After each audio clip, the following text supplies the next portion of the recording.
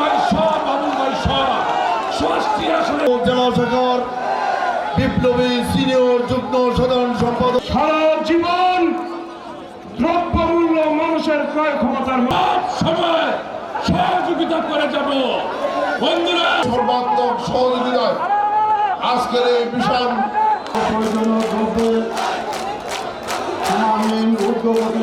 এই 17 বছরে আমরা আন্দোলন সংগ্রাম করেছি। বহুত ভাই রক্ত দিয়েছে। আমার ছোট ভাই ইলিয়াস আলী গুম হয়েছে, শাহরাম চৌধুরী গুম হয়েছে, স্বামী হারা হয়েছে, বাপ হারা হয়েছে। কান্নায় হাজার হাজার লোক, কান্নার সুর এখনো বসতেছে। আর সেই কান্না আমরা ধারণ করেছি।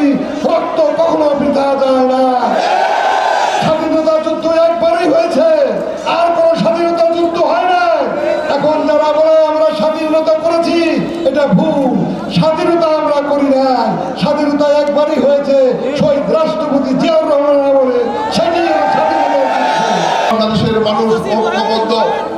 যে আওয়ামী লীগ 17 বছরে ওই রমনার পটমূলের সাংস্কৃতিক কর্মীদেরকে হত্যা করেছে, যে আওয়ামী লীগ 17 বছরে শাপলা চত্বরে রাতের অন্ধকারে আলেম ওলামাদেরকে হত্যা করেছে, যে আওয়ামী লীগ মিডিয়ার বিদ্রোহের নামে বাংলাদেশের সেনা অফিসারদেরকে হত্যা করে সীমান্ত অরক্ষিত করে ফেলেছে, যে আওয়ামী লীগ 17 বছরে ইলিয়াস আলী চৌধুরী আলম সহ 4,500 নেতাকর্মীকে হত্যা খুন করেছে, যে আওয়ামী লীগ সর্বশেষ ক্ষমতার মস্তকে টিকে থাকার জন্য এদেশের ছাত্র জনতাকে নির্বিচারে গুলি চালিয়ে হত্যা করেছে, সেই আওয়ামী লীগের নেত্রী শেখ হাসিনা, আওয়ামী লীগের লোকেরা, নেতা কর্মী এবং রাজনৈতিকভাবে আওয়ামী লীগের বিচার না হওয়া পর্যন্ত এই আওয়ামী লীগ বাংলাদেশের রাজনীতি করার অধিকার রাখে না।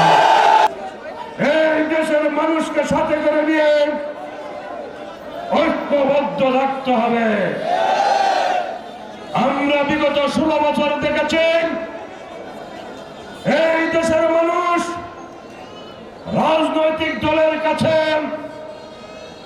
তেমন কোনো কিছু আশা করে না।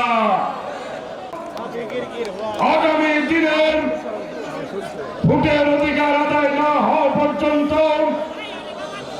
আইন শৃঙ্খলার পরিস্থিতি উন্নয়ন না হওয়া পর্যন্ত দ্রব্যমূল্যের সহনশীল পর্যায়ে আসা না পর্যন্ত আমরা মনে করি বর্তমান সরকারের ব্যর্থ হওয়ার কোনো সুযোগ নাই। আজকে বাংলাদেশের মানুষ তারা কি চায়? বাংলাদেশের মানুষ তারা চায় দ্রব্যমূল্য নিয়ন্ত্রণের মধ্যে থাকুক। যারা বিগত আন্দোলন সংগ্রামী ছিল না, 5ই আগস্টের পরে যারা এসেছে তারা বিভিন্ন কায়দায় অন্যতলে ছিল, তারা এখন বিএনপিতে ঢুকতে চায়। এদের বিরুদ্ধে আমাদেরকে ঐক্যবদ্ধ থাকতে হবে। প্রধান অতিথি আপনার দৃষ্টি আকর্ষণ করে বলছে, আপনি জামালপুরে এসেছেন, জামালপুরের বিএনপি ঐক্যবদ্ধ, বিএনপির অবস্থা দেখেছেন। জামালপুরে এসেছেন, সারা জামালপুর সকল উপজেলা আজকে ঐক্যবদ্ধ, সকল অঙ্গ সংগঠন আজকে ঐক্যবদ্ধ। মামলা মোকদ্দমা দিয়ে জেলে পাঠানো হয়েছে, বিভিন্ন জায়গায় নাজেহাল করা হয়েছে।